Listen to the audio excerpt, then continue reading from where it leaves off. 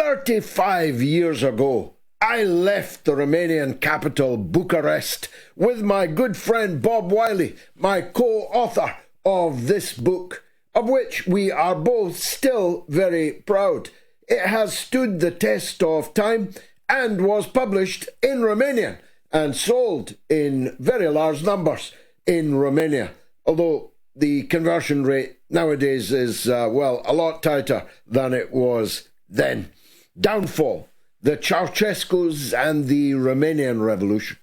Bob Wiley and I arrived when everything was dark. The country was on the floor. The smoke was still rising from some of the buildings that had seen shootouts between arisen people and the Securitate, the security of the late leader Nicolae Ceaușescu, who, together with his missus, only minutes after this picture was taken, was gunned down on Christmas Day.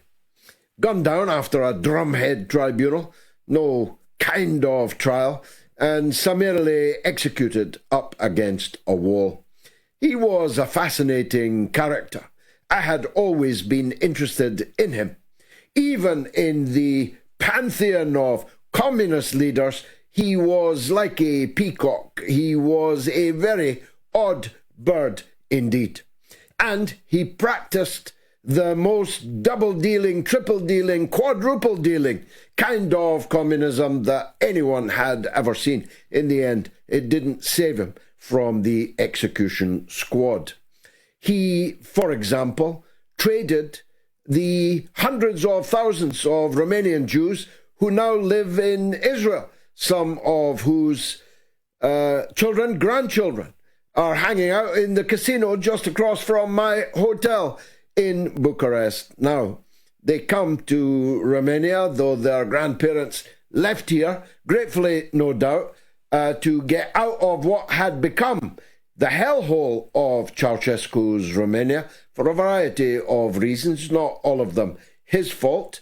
He traded them basically for Western favour, and he got it back. Richard Nixon made a state visit to communist Romania and posed in an open-top car. There was no Elm Street there in downtown Bucharest. Richard Nixon and Nicolae Ceaușescu. In fact, Ceaușescu and his missus were billeted with the Queen in Buckingham Palace and took an open-top carriage down the Mall. Just like, I don't know, Bashar al-Assad some years later. The double dealing was, of course, to pretend to be a communist country whilst actually being a cutthroat capitalist on the side. It was a path that China partly borrowed from, and it could have led to success, but at the very nadir of Romania's debt crisis, a debt crisis in debt to Western bankers and Western lenders, he fell. Well, people were cold, they were hungry, and the gigantic People's Palace that he had erected, nowadays regarded as an architectural and cultural jewel in the firmament of European civilization, was then seen as typical of his extravagant grandiosity.